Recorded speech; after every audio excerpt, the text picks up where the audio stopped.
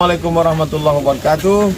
Saya bersama Biker Subuhan Pekanbaru Riau dalam kajian subuh Rabu Riyadhus Shalihin di setiap masjid musola di Jalan Kamboja, Rimbo Panjang.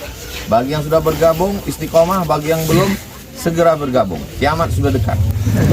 Berkah selalu, sukses. Assalamualaikum warahmatullahi wabarakatuh.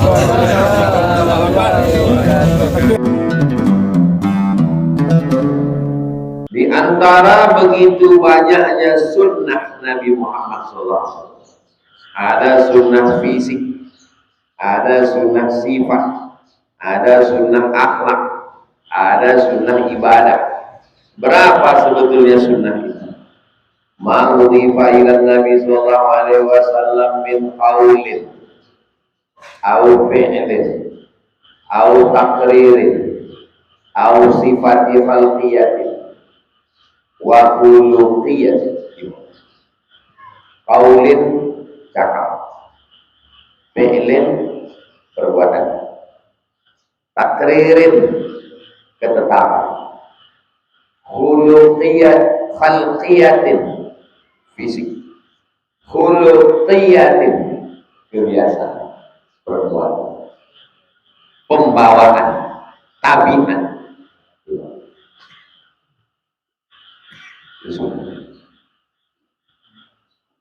Prioritasnya mana yang kami lakukan dulu?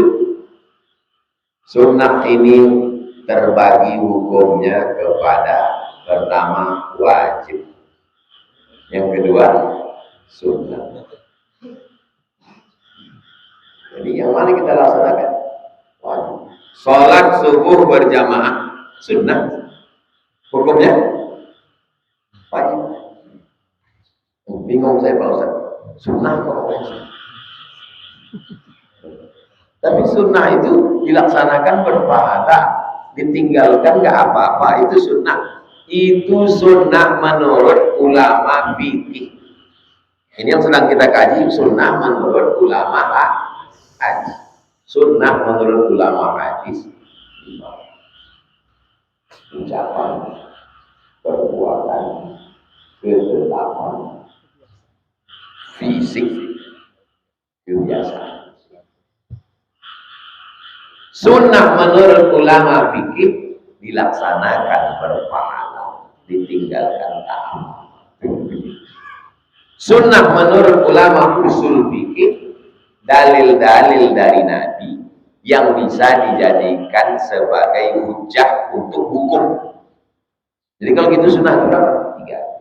Sunnah menurut ahli hadis, sunnah menurut ahli fikih, sunnah menurut ahli usul. Di antara 3 ini mana yang paling lengkap, paling umum? Sunnah menurut ahli. Jadi yang dia tanya ini sunnah menurut ahli.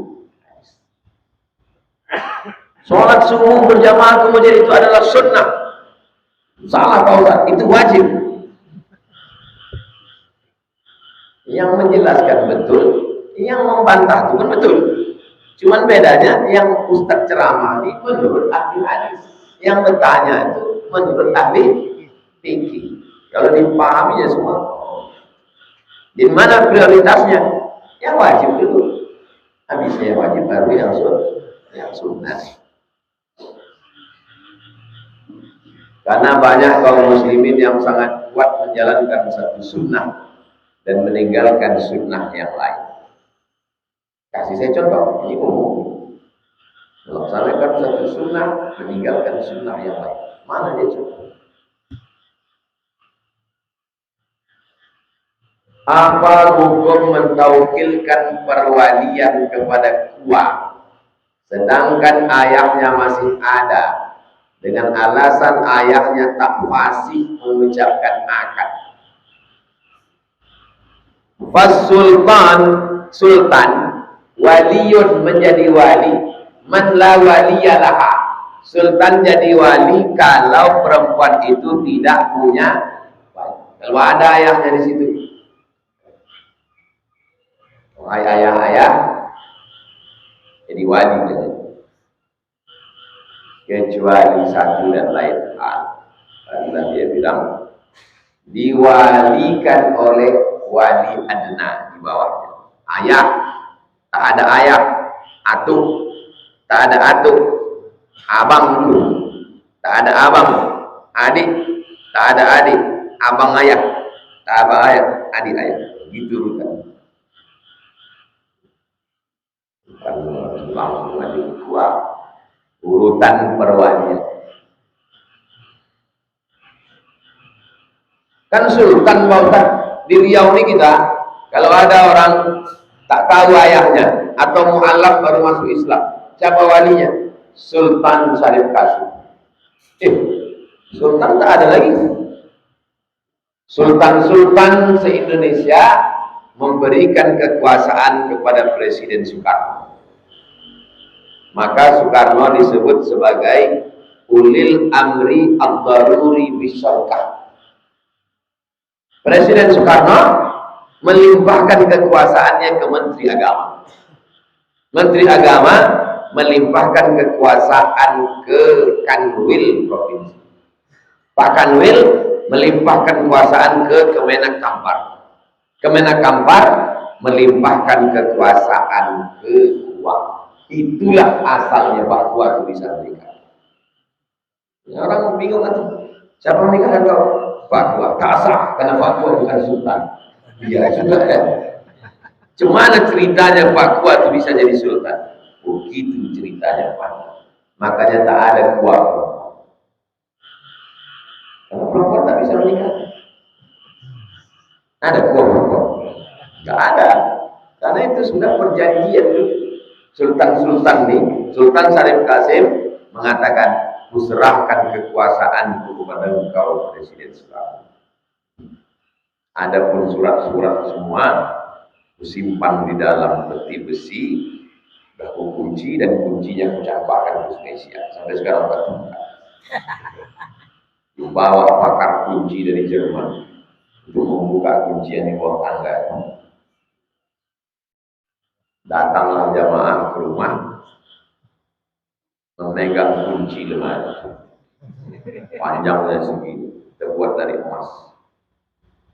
Diletakkan jin di atas meja rumah. Pertama datang emas itu segini besar. Ini gambarnya. 2 hari tak kupegang hilang. Dan itu besok datang lagi keris emas. Ini gambarnya Pak Ustaz. 2 hari tak kupegang. Habis itu datang lagi kunci. Dia bilang kunci lemari yang ada di siang. Kalau buka isinya petak emas. Tak kau ambil? Enggak. Kenapa tak kau ambil? Aku takut makan haram dan rusak akidah. Allah masuk ke emas. Allah sedang mengukur saya. Kau penceramah Abdul Somad, kau Profesor Dr. Somad. Kalau kau kasih ini belum tentu tak kau ambil. Ini tak profesor, hanya orang biasa, masih muda, tapi imannya lebih kuat dari kau.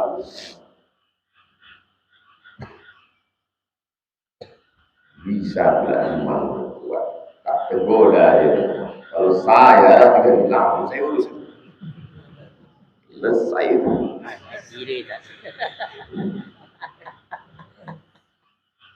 Banyak jumpa saya manusia jumpa dengan Allah Ta'ala untuk menegur saya. Bagaimana kalau suami tidak sholat dan mengkonsumsi narkoba, sedangkan dia sudah berjanji untuk berhenti, tapi tanpa sepengetahuan istri rupanya dia masih memakai narkoba. Sikapnya berubah drastis, suka begadang, main game online, istri dan anak dicuekin. Bagaimana cara menghadapi? Pertama, laporkan dia ke Badan Narkotika Nasional. Ini nomor BNN 0813 11 44 2193 BNN. Bilang dari Ustaz Somad. Assalamualaikum Pak BNN Pusat. Ini dapat saya nomor dari Ustaz Somad. Ya, teman saya. Tolong tangkap lagi saya, Pak. Nah, sudah dia disekolahkan di sana. Orang pecandu narkoba tak bisa diceramah, tak bisa diruqyah. Dia mesti disekolahkan 3 bulan, 4 bulan, tengok dulu. Tak bisa dipanggil ustaz, diceramahi, dizikirkan.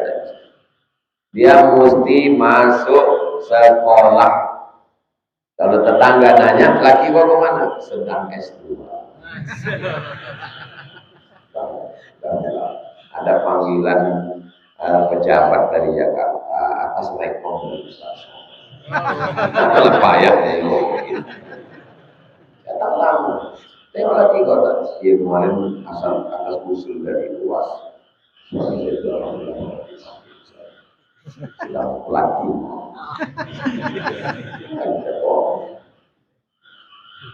Banyaklah sudah yang mencoba, ini berhasil. Ustaz, anak saya ini Pak Ustaz tak tahu lah. Saya kasih nomor. Marah pertama kali saya kasih nomor. Marah dia sama saya. Enggak apa.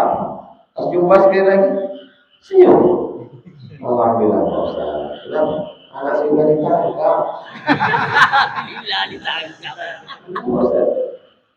Datang beberapa bulan setelah itu, saya tengok gendong anak. Ini dia, sehat sekarang, udah baik sama istrinya, udah sayang sama anak. Narkoba itu yang dirusak ini.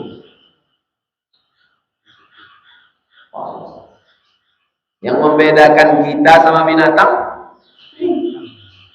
ini yang dirusaknya. Apa tanya? Istri-istri yang lakinya pecandu narkoba, kalian tak bisa aman sebelum dia ditangkap. Jangan takut, jangan ragu, hubungi nomor telepon. Kerahasiaan terjaga terpelihara. Sudah janji ke Ustaz. Insyaallah. Nanti setelah dia keluar, barulah bawa ke ribuannya. Jumpakan selesai. Bisa bercerita. Tak ada jalan lain.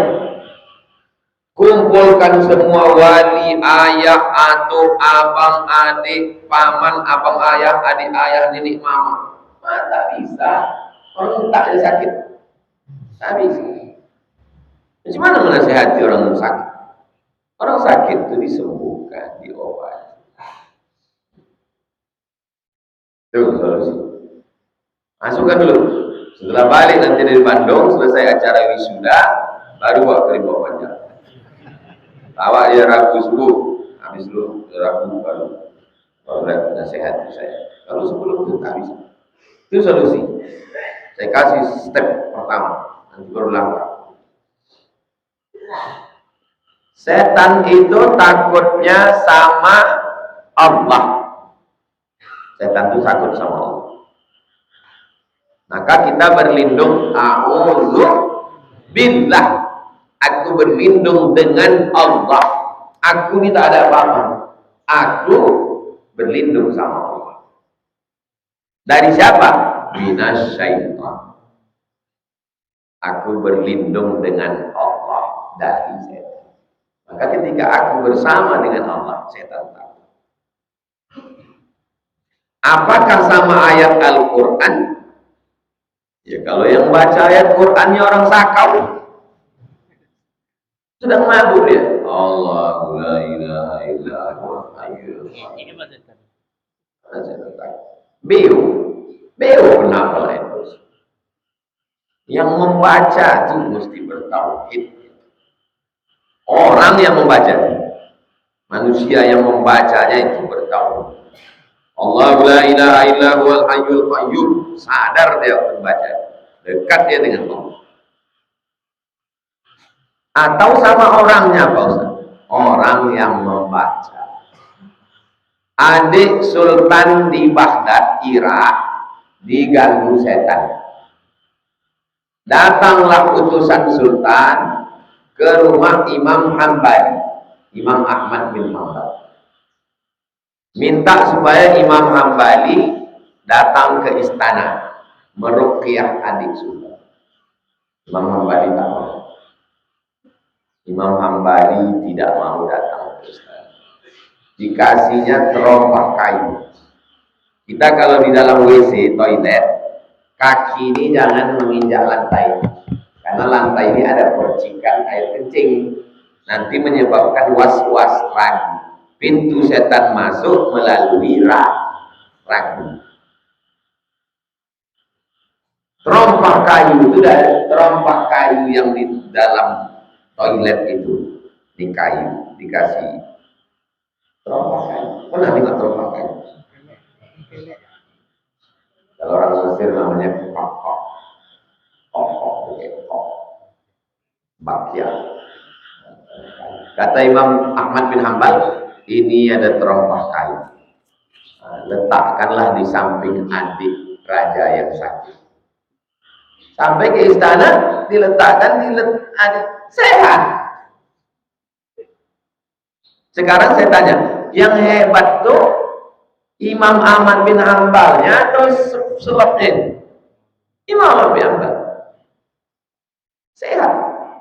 Ada sehat sehari, sebulan, setahun sehat. Tiba-tiba kumat balik. Didekatkan orang itu lagi.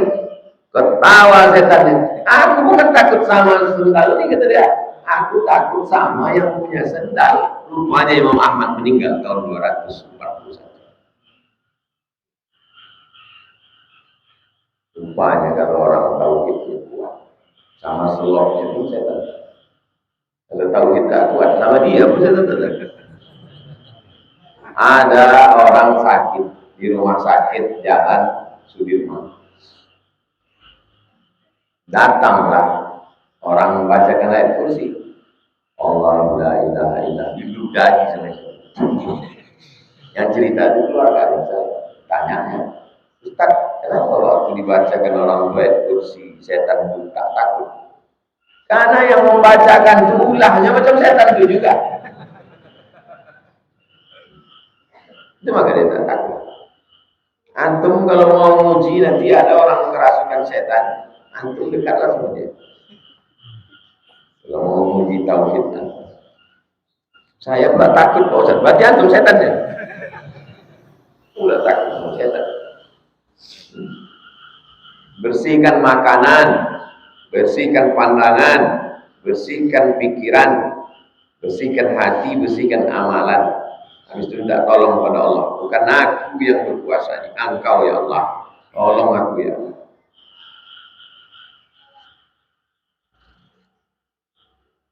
Orang dengan tauhid yang kuat membacakan ayat-ayat, membacakan zikir-zikir, maka takut setan. Inna ibadi, kata Allah, inna ibadi hambaku, laisa laka alaihim sultan. Kau tak bisa menguasai mereka. Syaratnya yang pertama, ibadi, menjadi hamba Allah. Jangan jadi hamba harta, jangan jadi hamba kuasa, jangan jadi hamba dunia. Setan tak takut. Apa hukumnya kita makan menggunakan merek-merek tak baik? Contohnya sambal setan, keripik setan, kerupuk setan. Apa hukumnya? Kita disuruh menjauhi nama yang tak baik. Ada namanya Abdul Ka'bah, di rawah Nabi jadi Abdullah. Abdul Syams, hamba matahari, di rawah Nabi namanya jadi Abdul Rahman. Semua nama kampung, nama orang di rawah Nabi. Nama yang tak baik. Sekarang orang membuat nama yang tak baik itu untuk apa? Sensasi. Bukan prestasi. Nama di otak-atik. Termasuklah rumah makan, nama makanan. Orang hanya penasaran. Akhirnya singgah, makan sekali. Wal awal wal akhir.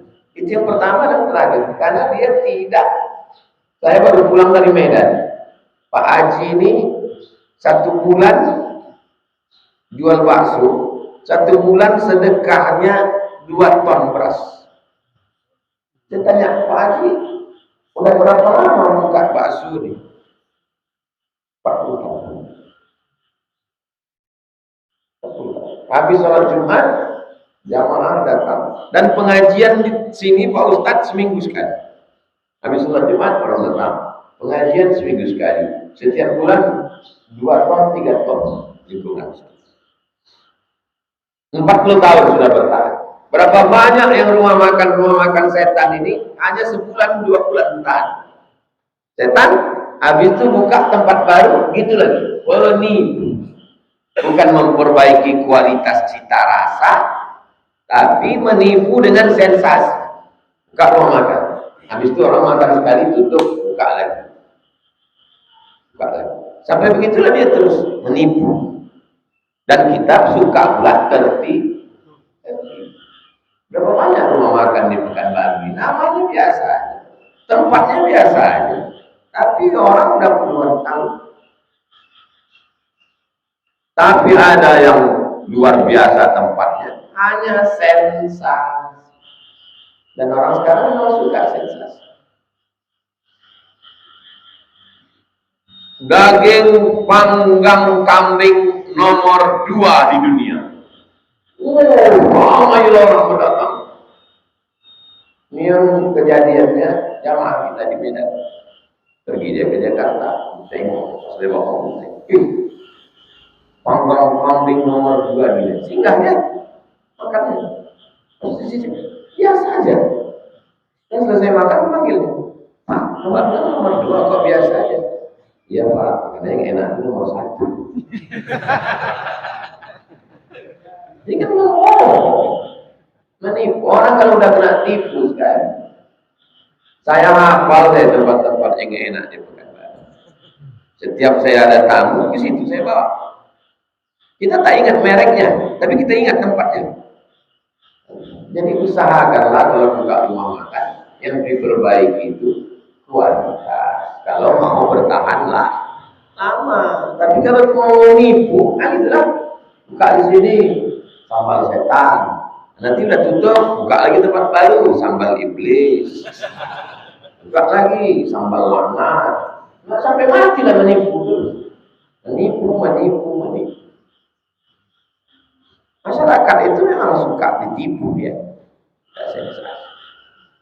Cobalah pertahankan kualitas. Itu tentang masalah nama-nama. Antum kalau punya bakat kuliner, buat rumah makan, pertahankan cita rasanya. Insya Allah eksis total. Banyak saya sudah jumpa orang-orang yang soleh ke rumah makan berhasil.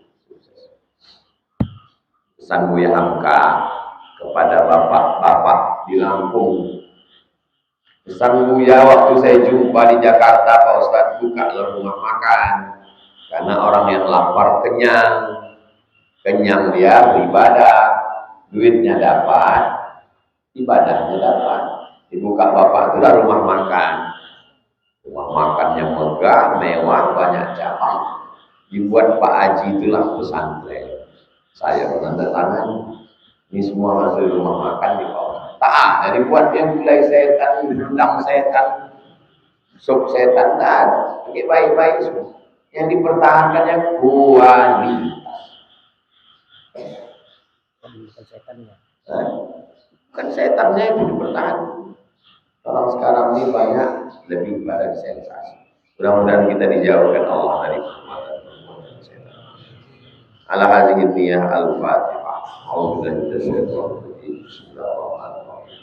Alhamdulillahirabbil alamin. Arrahmanir rahim. Maliki yaumiddin. Iyyaka na'budu wa iyyaka nasta'in. Ihdinas siratal mustaqim. Shiratal ladzina an'amta 'alaihim ghairil maghdubi 'alaihim waladdallin. Amin. Allahumma shalli 'ala sayyidina Muhammad wa 'ala ali sayyidina Muhammad.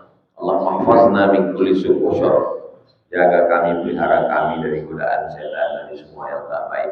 Wa'idzukum bi kalimatillahi tammah. Aku mohon kepada Allah dengan kalimat yang sempurna. Min kulli syaitani wa hammah, dari gangguan setan dan semua yang merusak. Wa min kulli ainin lammah, dari penyakit ain, dari semua yang tercela ya Allah. Rabbana hab lana minas shalihin, jaga anak kami, keturunan kami menjadi anak-anak yang saleh dan salihah. Warzuqnal istiqamata 'ala syariatil gharra, berikan kami istiqamah dalam iman dan Islam. Waqtim bis salihati a'malana, tutup umur kami dengan husnul khatimah.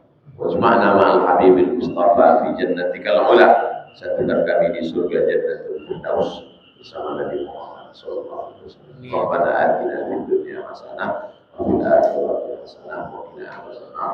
Sallallahu alaihi wasallam Muhammad wa ala alihi wasallam.